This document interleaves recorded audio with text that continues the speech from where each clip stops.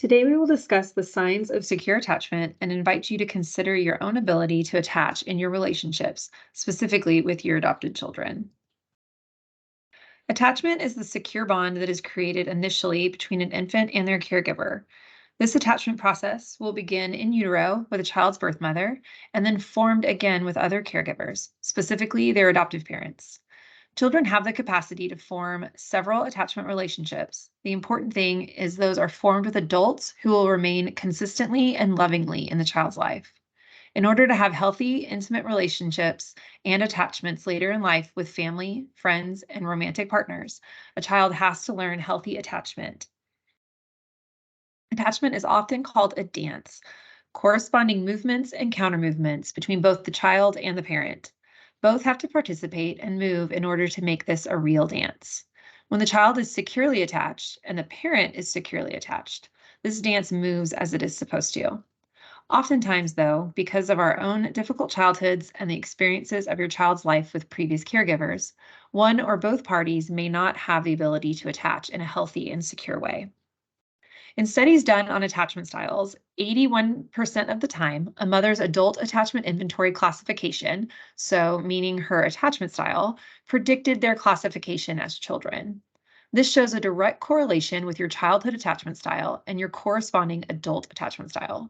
Security as a child, then you are secure as an adult. If you had insecure attachment as a child, then you likely have insecure attachment styles as an adult. When looking back through generations, 75% of the time, the mother's classification predicted their grandmother's classification.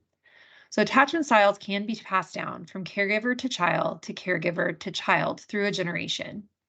You usually parent your children the way your parents parented you, for good or for bad. If that generational line of descendants are not securely attached, then they are passing on insecure attachment relationships to their children. So what does secure attachment include? There are generally 4 signs of secure attachment.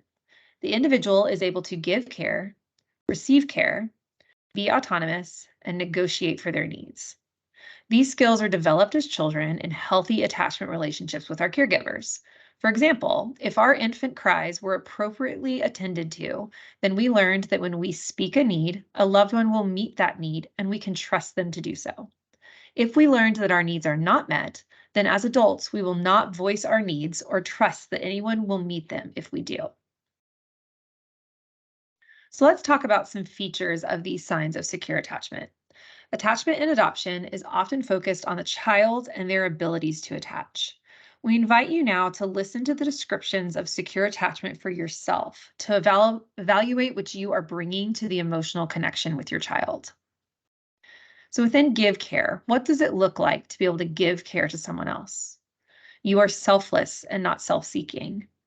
You are able to feel empathy for someone else and respond to what you feel. You see when another person has needs and you want to help them. You are able to help and still maintain boundaries. Helping does not mean you run yourself into the ground and neglect everything else for this other person. It is not boundaryless. You can recognize a healthy balance in caring for yourself and others. And you are caring and supportive of others. What does it look like to be able to receive care? You are able to allow others to meet your needs versus a do-it-all-yourself attitude and always turn down help. You trust others want to give you care and love versus distrusting and assuming no one wants to care for you. When someone offers care, you take it. This care can be practical needs someone can help you with, but also emotional care. You can receive those emotions from other people, which leads to this last example. You can receive unconditional love or feel love given by others. What does be autonomous mean? You are in control of yourself and your choices, and you take responsibility for your own actions instead of blaming others. You're able to make your own decisions versus being dependent solely on others. You build your own value system and stand up for it versus being swayed and led by others. And you are secure and self-confident in yourself.